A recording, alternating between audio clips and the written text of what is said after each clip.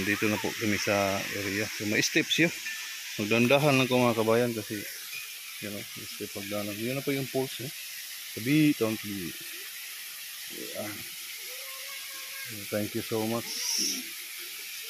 Maliligo po kami dito. So, tabi po. Yan po yung so, sinadya talaga to.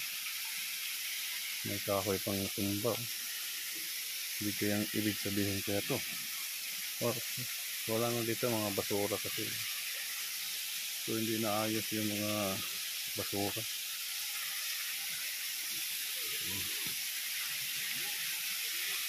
Dito na po sa location mga kabayan. Nakita nyo kabayan. So, tabi lang po, no? Yan, no? Ang ganda. Kaso lang yung mga basura dito hindi naayos. So, ayan.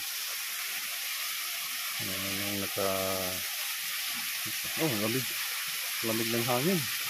Tubig. Feel na feel kong tubig dito ang sobrang lamig. Yan po. Laki ng bato.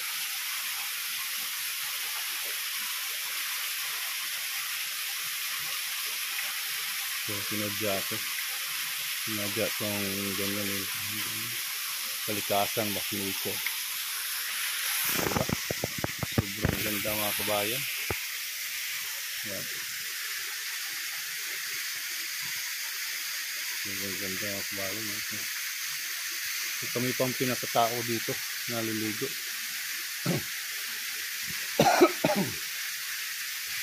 Wala pang dumadating. Medyo madumi siya, hindi siya masyado kasi itong lugar dami mga basura dapat inayos ko talaga mga taga mismo pumupunta dito dapat sana merong disiplina din na pagtatapon ng basura, disaggregation sa mga basura para yung kalikasan talaga hindi masisira talaga kasi ang ganda diba? Green na green yung water. Diba? Dapat sana kung maliligo man ayusin talaga yung mga kalat, hindi anhin mga kalat kasi dyan tayo maano sa mga kalat-kalat ng mga leftover nila mga basura, mga pagkain. Tigain iro dong. So, mayroong iro dito. May iro dito nauna pa sa amin. Ayan. So, curious lang ako. May mga butas-butas dyan. May mga butas-butas. Ayan. So, ang ganda. Ang ganda, di ba? Ayan. Pwede ko umakyat doon sa taas. Kaso hanggang dito lang po kami. So, meron kaming baon. Ayan. So, puntahan natin yung baon natin. Ang ganda ng ganda ng location. Kailangan talaga may disiplina talaga mga tao dito dahil sa mga basura kasi nila hiniiwan lang. Tiga idong. Yan po si Dogi. Diba? Sige lang. So, daan po tayo dito. Nahinay mo lang po tayo kasi yung paa natin nadali po sa pista dahil sa pagkain. Ayan. So ito hanggang dito yung nila, hanggang dito yan po yung nagka-camping hanggang dito sa yun ba yung iwan sa nila mga gamit. So very to meron ako nakitang putyukan dayo. Meron ako nakitang putyukan nakadikit sa puno.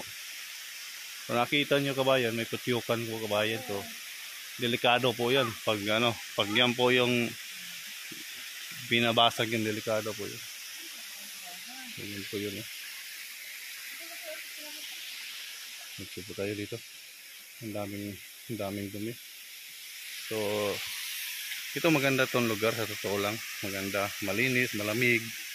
So, kaso lang, yung surrounding lang hindi lang inaayos ng mga tao na bumumisita dito. So, tapon ng mga basura na na hindi inaayos. So, yan po yung baon namin. Yan po yung baon. So, kain tayo ng mais. Mais muna ako rin. Hi guys. Hi guys. Hi guys. Mais. Kain po tayo. Kami. Diba? Ang ganda, oh.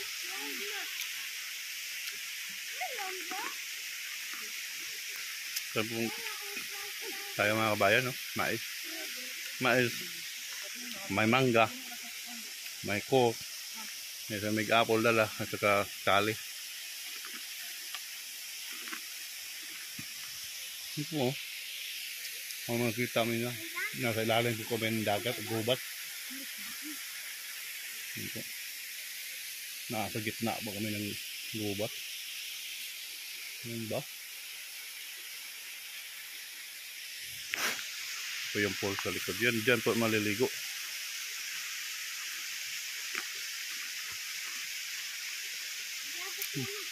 Lami lagi day, no? Day? Lami. Mamay siya ba? Mamay. Kain po tayo, mga kabayan. Kaya pumain dito.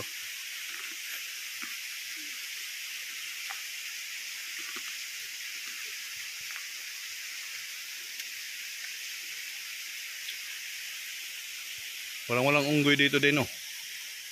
Way unggoy dire. Ha? Magway unggoy dire. Ano pa yun?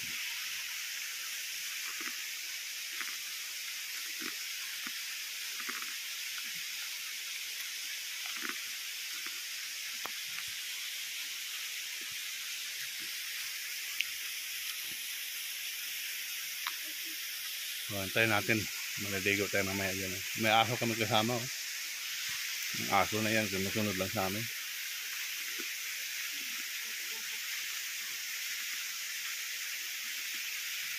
Meron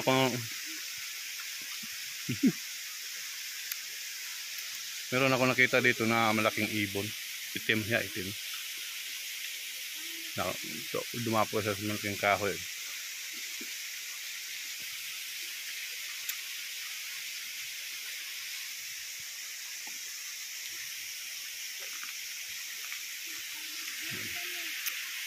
Yun, no?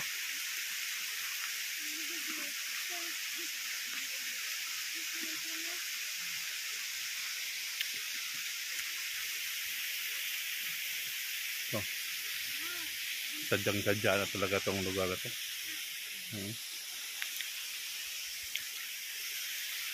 Okay mga kabayan, ha? See you later. Bye.